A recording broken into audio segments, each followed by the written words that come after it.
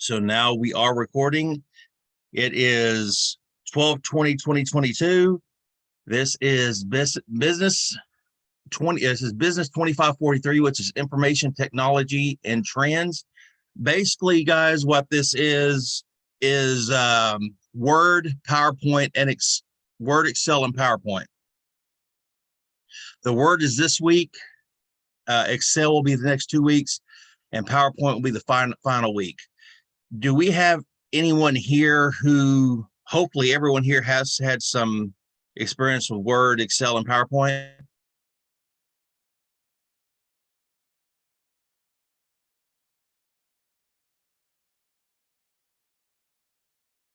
Andrew's good. I think I remember you told me that before. Oh, you'll learn a little bit about Excel in this class over the next couple of weeks, Jessica. It's not that hard.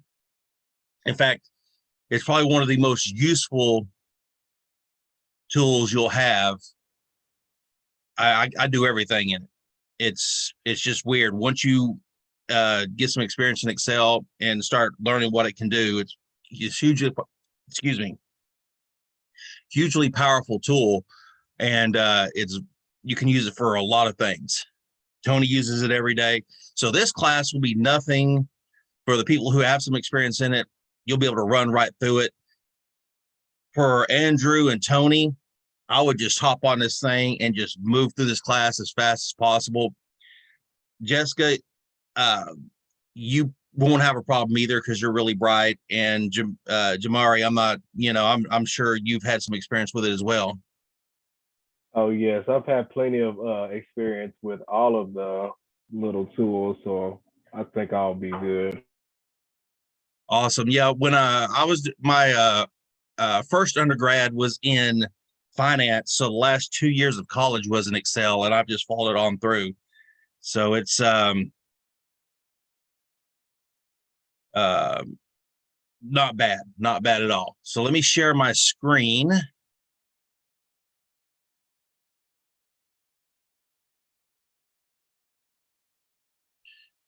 I was going to ask you, Jamar, I haven't had you before, so I didn't get a chance to check you out. How bloody!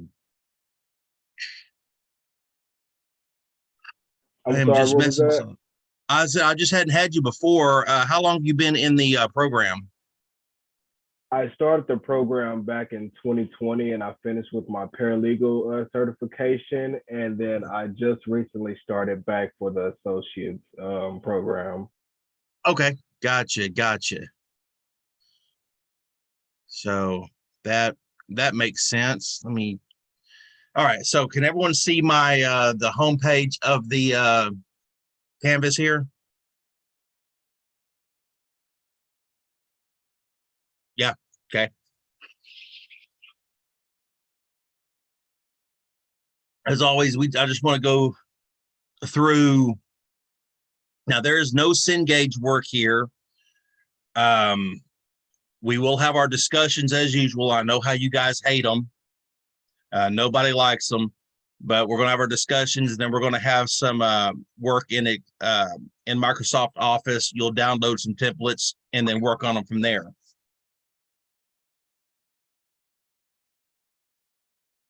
On the home page, as we all remember, here's the Zoom link. Also, here's my information. Email is the best way to get a hold of me as usual.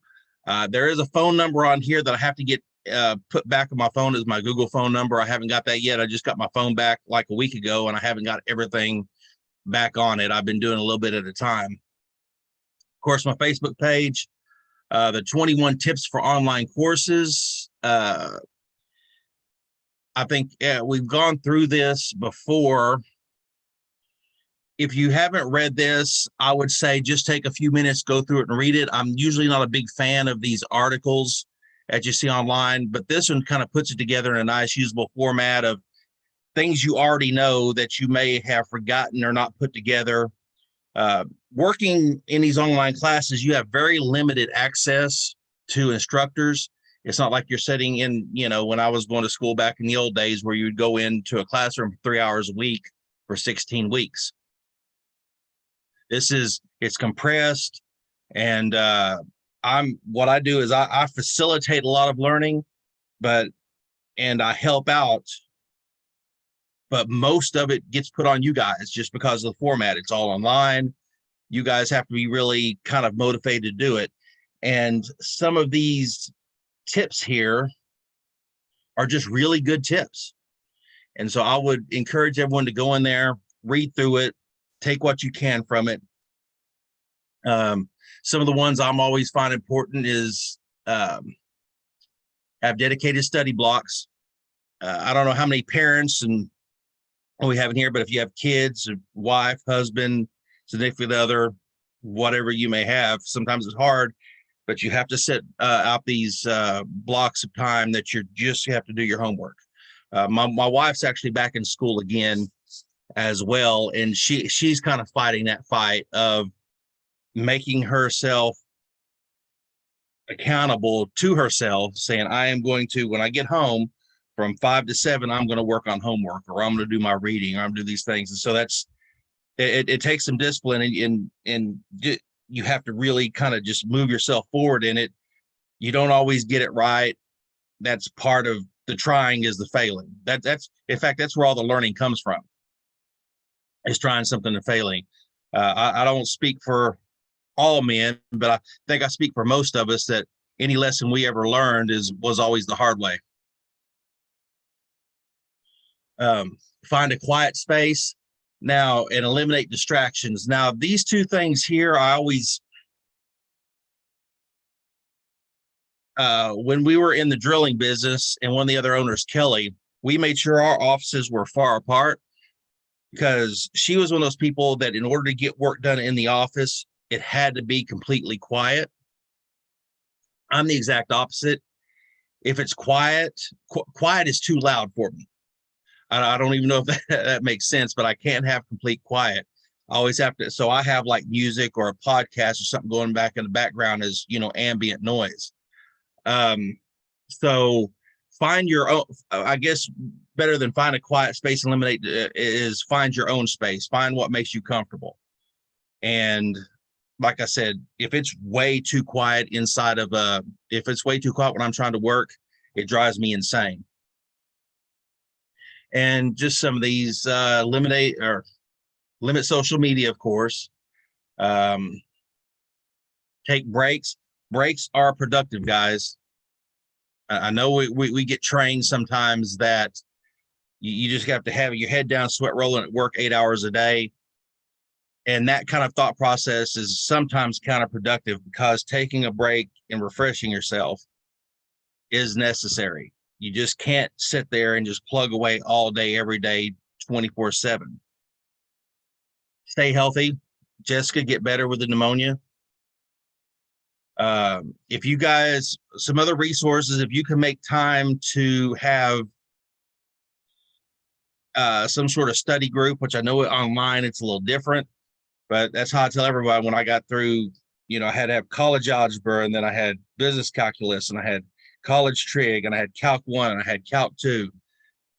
The way, and especially Calc 2, the way I got through it with a good grade was we had a study group that met twice a week and worked on homework together and did all those things, because 4 or 5 heads are always better than one.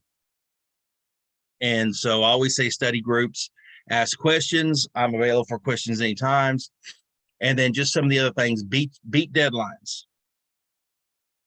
Don't wait till the last minute, or and there's going to be a new policy coming out in January for these classes that Bob's working on, but for late work and attendance and things of that nature. But you may get away with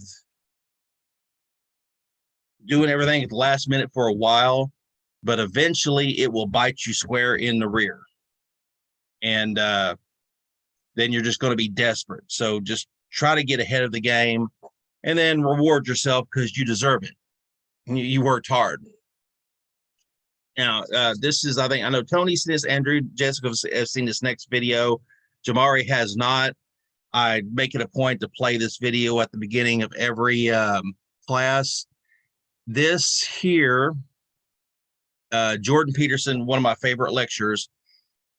This is just about 5 minutes, and he tells you why it's so hard to sit down and get things done. He doesn't give you any answers or any solutions, just some insight kind of in your own psyche. He's a clinical psychologist. He taught Harvard, University of Toronto. He's also a very divisive political figure, but we're not dealing with that part of it. So let's take just a couple of minutes. We'll watch this. I recently joined forces with the Daily Wire.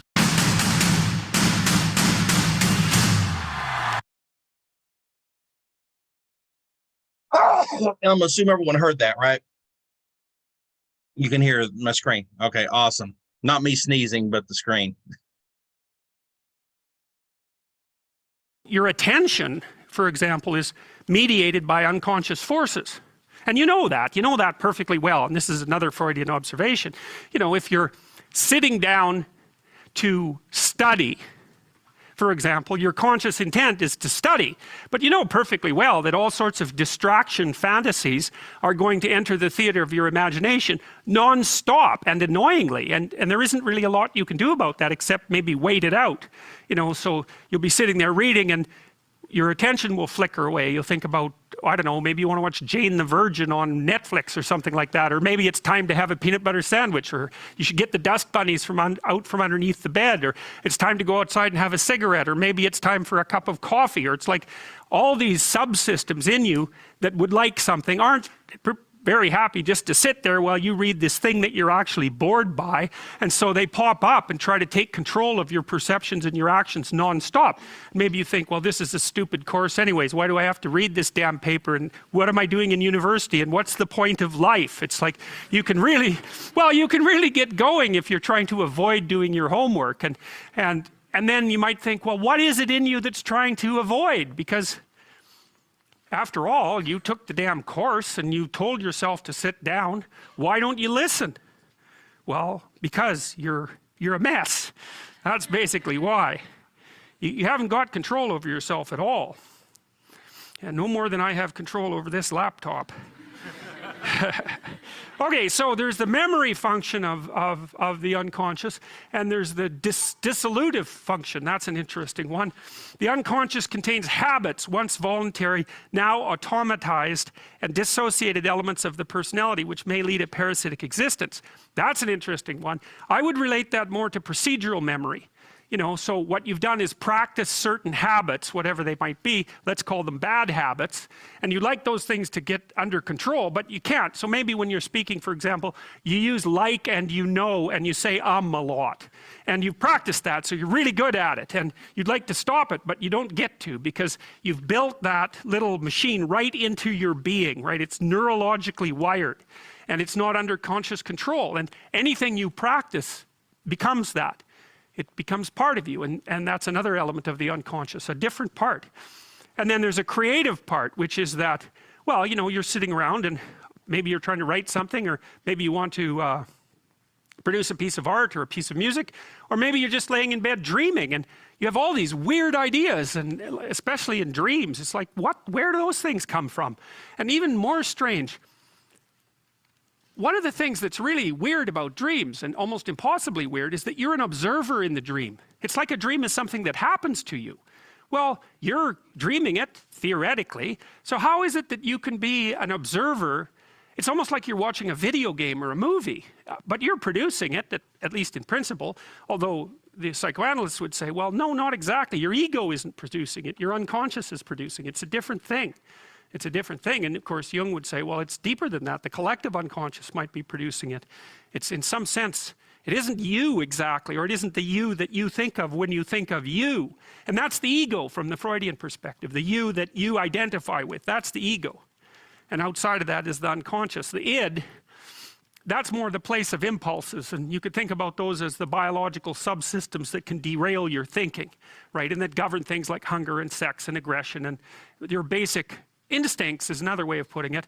And it's a reasonable way of thinking about it, because these are subsystems that you share with with animals, you share them certainly with mammals, you share most of them with reptiles, you share a lot of them with amphibians, and even going all the way down to crustaceans, there's commonality, for example, in the dominance hierarchy circuits. And so these are very, very old things. And the idea that you're in control of them is, well, you're not exactly in control of them. And I would say the less integrated you are, the less you're in control of them, and the more they're in control of you. And that can get really out of hand, you know. You can be like with people who have obsessive compulsive disorder, for example, which seems to be, I would say, the dissolutive elements in some sense of the unconscious, the way that it's portrayed here. Poor people with obsessive compulsive disorder, they can spend half their time doing things that they can't really control, and they have very strong impulses to do them, and it's very hard on them to block them, you know. They'll almost panic if those things are blocked. And then you have people with Tourette's syndrome, you know, that they'll be doing all sorts of weird dances and spouting off obscenities and imitating people without being able to control it, and sometimes a little bit of antipsychotic medication can dampen that down, but it's as if there are these autonomous semi-spirits inside of them that grip control over their behavior and make them do things. And you know, you find that to some degree in your own life, because maybe you've become very attracted to someone, even maybe you don't want to be attracted to the person, and then you find yourself, you know, texting them when you know perfectly well that you should be going to bed, and you know, you're in a grip of something, and you can't control it, and that's all part of the unconscious and all part of what Freud was studying. You don't.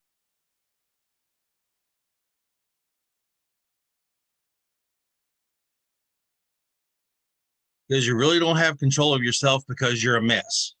Well, that's no truer words have ever been spoken about everybody. I like watching that, especially the once a month I get to watch it with you guys, because I kind of pick up on something every time I hear it. He does really, really good lectures about everything. So I want to integrate him more in the business communications class when I can, on just, you know, the method in which he uses to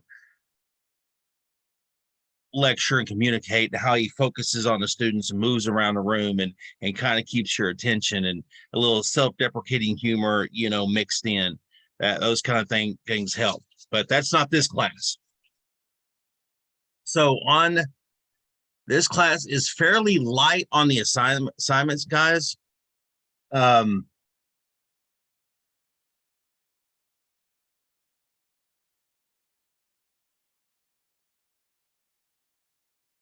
Sorry.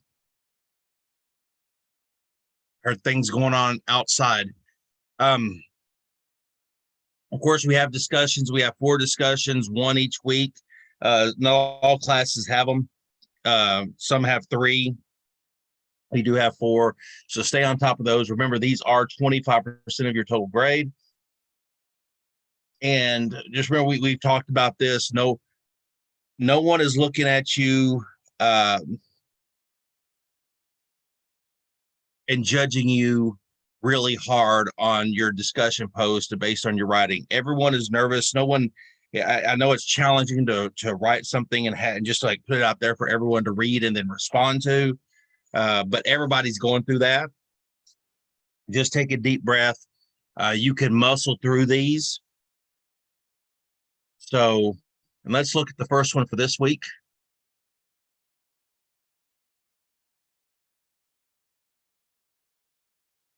Say that, click, there we go.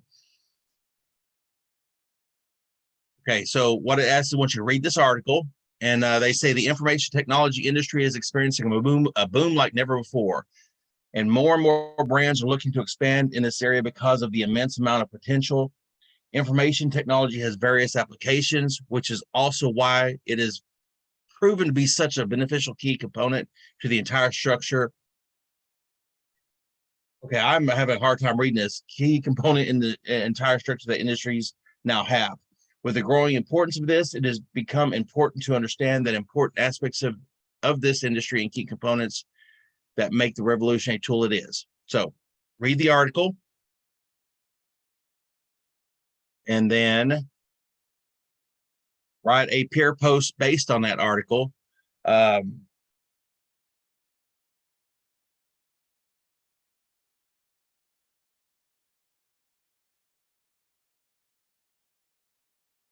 Let's look at it here.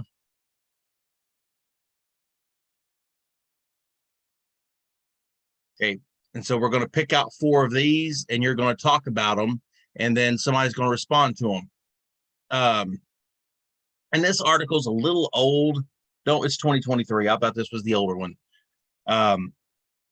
And there's all sorts of things going on with these new technologies right now. Anything from, gathering data and turning you into a more effective consumer to the whole thing going on with Twitter and the Twitter files now. I don't know if anybody's following the Twitter files with Elon Musk, but that's definitely an interesting thing. So virtual reality, augmented reality. Virtual reality is really cool. I love my Oculus, and I love playing Beat Saber. That's one of my rewards. You know what it said? Reward yourself. That's one of the things. If I get something done, I'll go play 30 minutes of Beat Saber, and it's one of those things where you just kind of take your mind away from whatever's going on. I also have a really excellent Star Wars game where you actually get to use the Force and your lightsaber and do all sorts of cool stuff. So, and these are newer technologies. Trigger migraines. Wow. Andrew, wow, that would, certain things I can't do, not because it triggers migraines, but it gives me vertigo. My wife bought a, oh, wow, gosh, my wife bought a roller coaster game. And I was in that thing for about 3 minutes before I was ready just to hurl all over the place. So, but I can't imagine, because like I said, that's one of the breaks I take. It was pretty awful. And I'm a big fan of roller coasters and things of that nature, but I think it's different sitting in the VR setting than if you're, actually at Six Flags or Worlds of Fun in Kansas City or someplace like that. So anyway, read this, post about 4 of them. I believe it's 4 of them, right? And then give a response. I'm still trying to get myself where I am doing these discussions as well to help kick them off, especially in these smaller classes. And that's the other thing. We try to get your original post done by Wednesday. With only 6 people in this class, somebody has to have something to respond to. If everybody waits till the weekend, then nobody has anything to respond to, and it kind of makes it difficult to just achieve that in a larger class. It's not a problem. In these smaller classes, they can be. Okay, under assignments, and you know what I should do? Turn to a student view here. There we go. That way it looks just, wow, my pictures don't work. That is terrible. I will have to fix that. It's kind of funny how technology works. If you noticed, when I'm not in student view, speaking of technology, we go here, all my pictures are fine. So I will never notice unless I actually take the time to go look and see, and somehow these are broken. That is a little weird, but under assignments. Okay, so for this week, we are doing, every week we're going to do a calendar. Okay, it is a Word document where you put your schedule for that week into it. Since the first one's going to be the most difficult, because after that, your schedule is going to only have minor tweaks to it. Okay, but and we'll go through that here in a minute, kind of look and see what we want it to look like. And then we have the discussion, and then 3 assignments for this week. These 3 assignments will not take very long. In fact, we might even have time to kind of look at them before we get out of here. So let's look at the calendar planning. Well, actually, let's look at these assignments and then we'll go to the calendar. The assignments will help us work through Microsoft Word a little bit, and then we can talk because the calendar is in Word.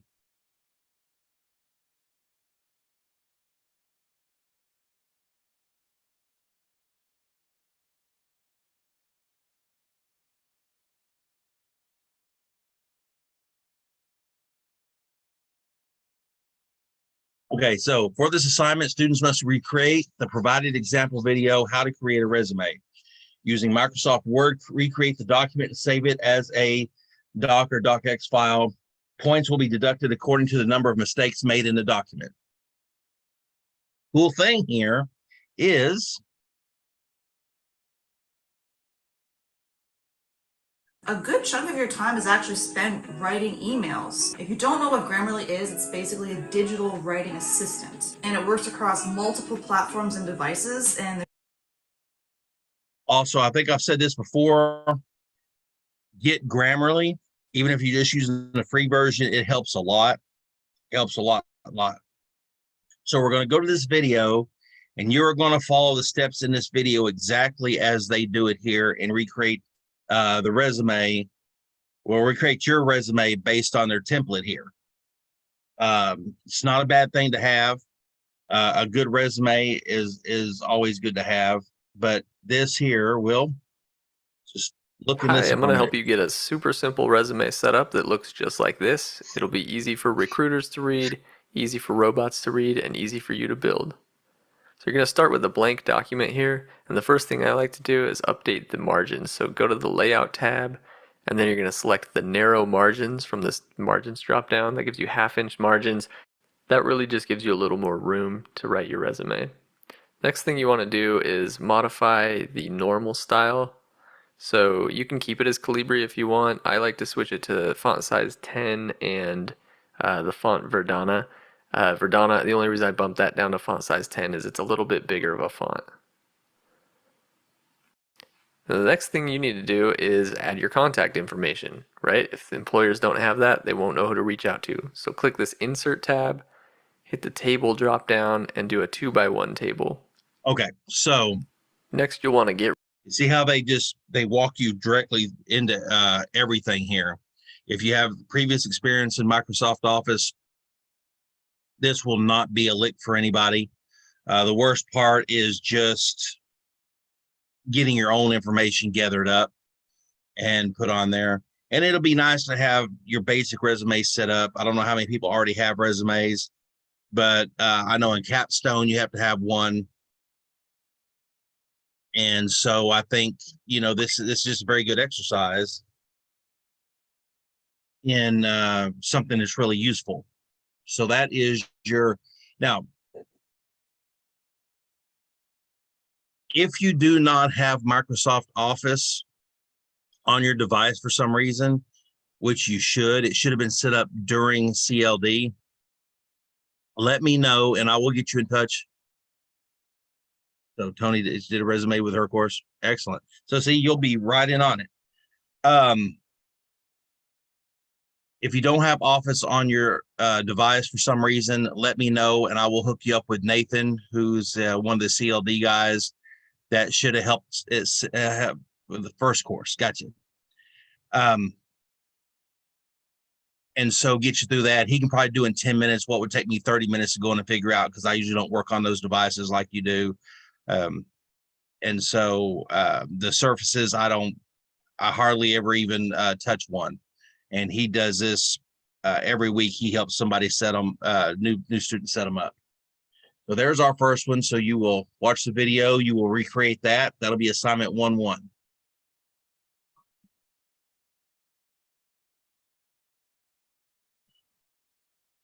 Now also in here, like I said, I mentioned this calendar planning assignment.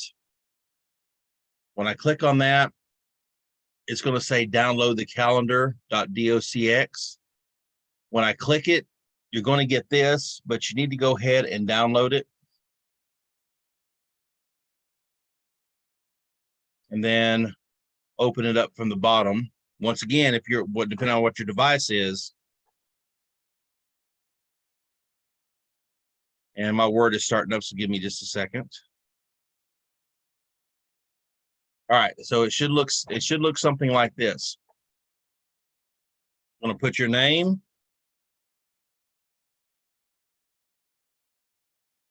Oh, look what I forgot. Enable editing. There we go.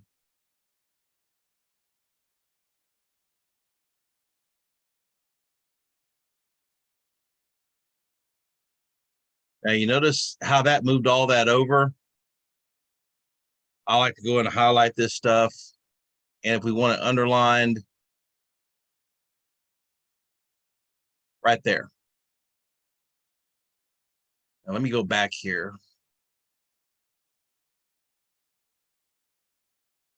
So you notice this here can go back if you made any mistakes. But like I said, I'll get rid of that. And underline it.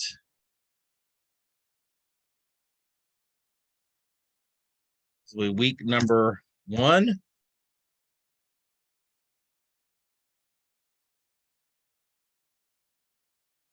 Underline that as well.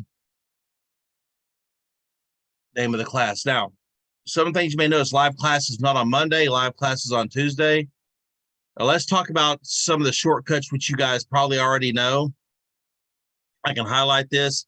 If I want to, remember we have cut, copy, and paste. Those are 3 of the things you'll use all the time, no matter what Microsoft Office you'll be using. Now, when you highlight something, you can right click and hit cut, but you can also do a Control X, and that'll cut it out for you as well.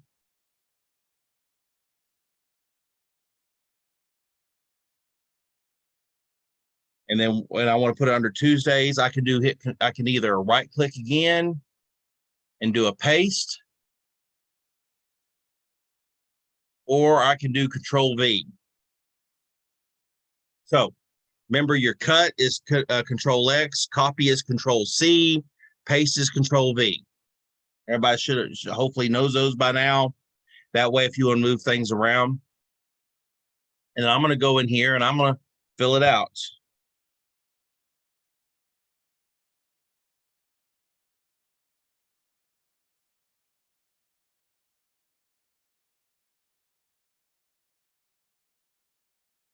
And I'm just going to fill out my weekly schedule. So I copied it. I hit Control C. I highlighted, copied, hit Control C. Now I just hit Control V to go back in.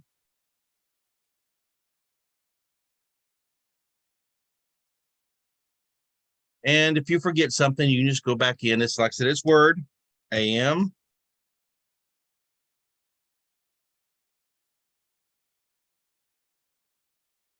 Go back and highlight this again.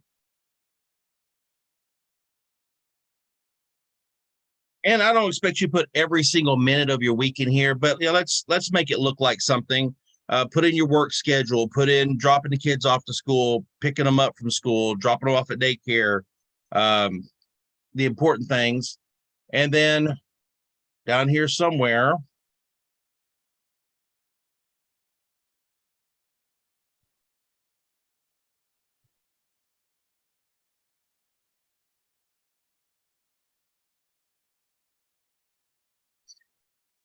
now, the good part is once you get this done, this serves a double purpose. It helps you practice in Word.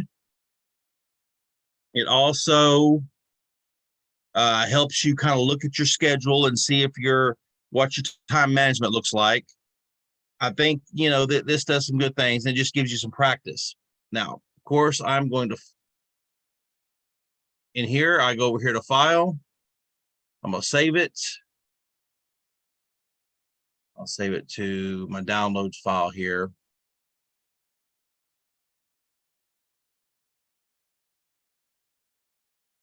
And I can change the name so it's something I know what I like here. I can go week 1.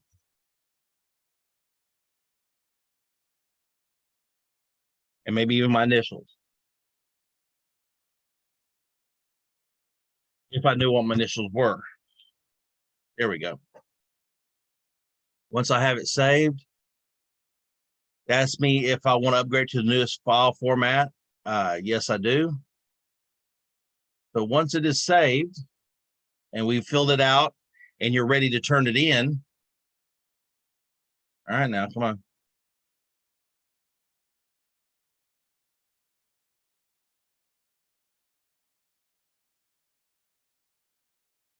And once you're ready to turn it in, you will see there are multiple ways to do this. Right now it's in, see whatever one you click on, but it's really easy to upload it. You can click here. I can go to downloads, weekly calendar.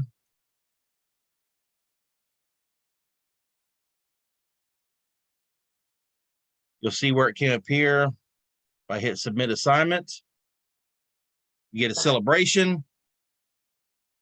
And this is what I'll see when I go to grade them.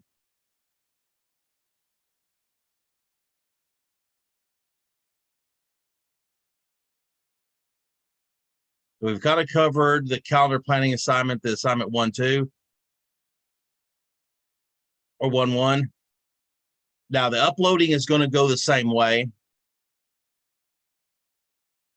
Yeah, along with word processing and formatting, Microsoft Word can be used to design a flyer, present business information, or to create an announcement. In this assignment, you must create a promotional flyer using Microsoft Word. Once again, it gives you the elements, background colors, margins less than ½ an inch, all these here, and we give you a video to walk you through it step by step by step. When I started my business in 2011, I chose Wix, and it was really because the aesthetic that Wix brought to. Okay, so the 20-minute video, 18.5 minutes, but it'll teach you everything you need to know about creating the flyer, meeting those requirements. If you find yourself in a position where you're stuck, you know, number one, don't ask me about content, because that's not anything I'll be able to help with. But as far as the technical aspects of how to go and do it in Word, I'm more than happy to help. If you do want some suggestions, if you're like, hey, do you think this content will work? Do you feel like this is the flyer I should make? That's plenty of questions. Just don't ask for any original ideas from me, because I am not an original idea guy. I am not creative. That would be my wife's job, to be creative. She's the one that makes the hats and the t-shirts and the cups and the crocheting and all the other stuff that have to be creative and have some sort of talent to do. That is not me. And then finally, on week 1, so far we have look, if you ever need skeins of yarn, I'm sure I could find about 500 of them stuffed in a tote somewhere in this office. And that I know what a skein of yarn is.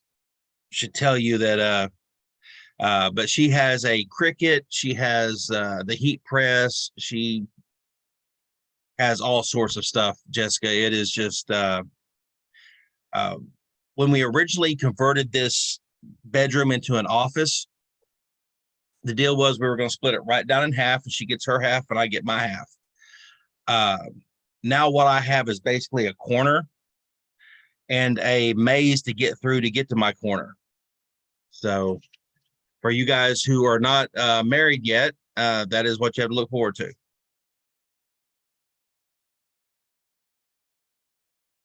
Only left your husband a corner. See?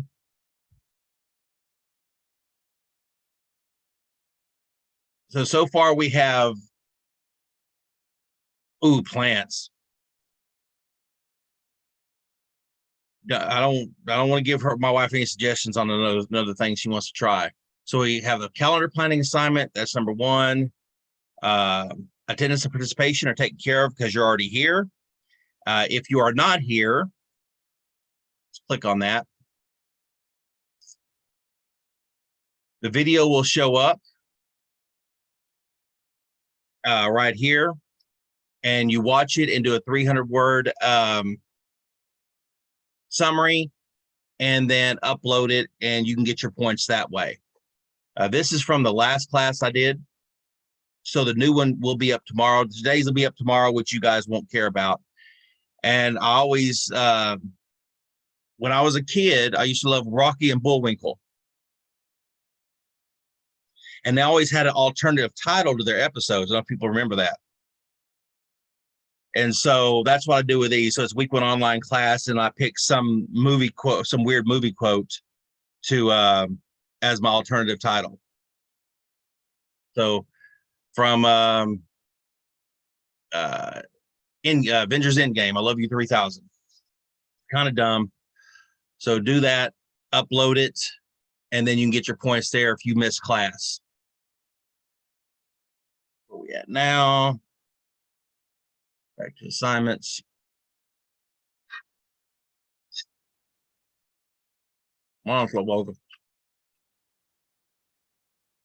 So calendar planning, attendance participation, your discussion, and then assignment 1, 2, and 3. So there'll be 6 assignments for each week.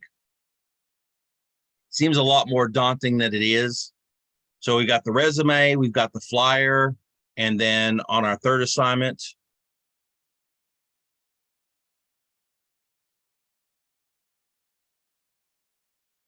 it will be, you are tasked to oversee a fundraising event for a local charity. The charity has divided the volunteers up into 5 groups of people. Each group spent time walking neighborhoods asking for donations. After the event, you are in charge of making a handout with the numbers and totals that each team collected to pass out at the assembly night. For this assignment, create a handout including the following elements. Organize your data in 3 columns, 6 rows. Format cells with colored teams and centered font. Okay. And then all this information needs to go in here. There is no video for this. By the time you get here, you should be able to do that. If you have any questions on it, I can help you out as well.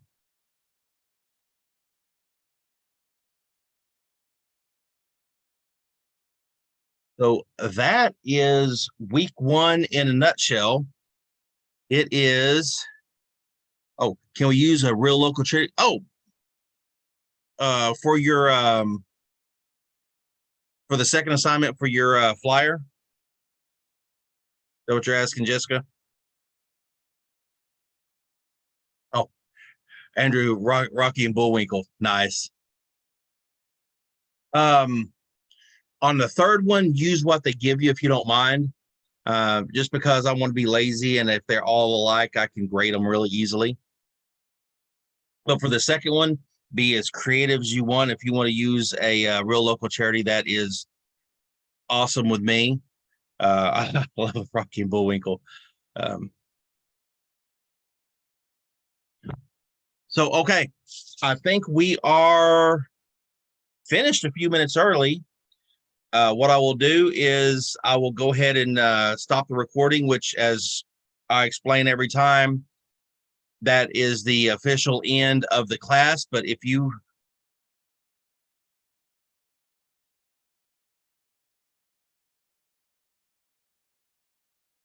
Tony cannot hear me. Oh no.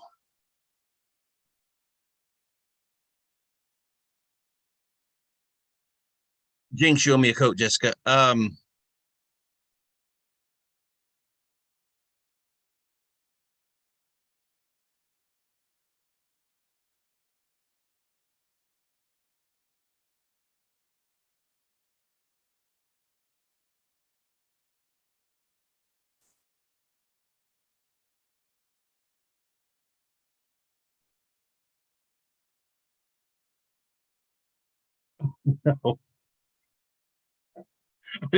Okay, so I'm gonna stop recording.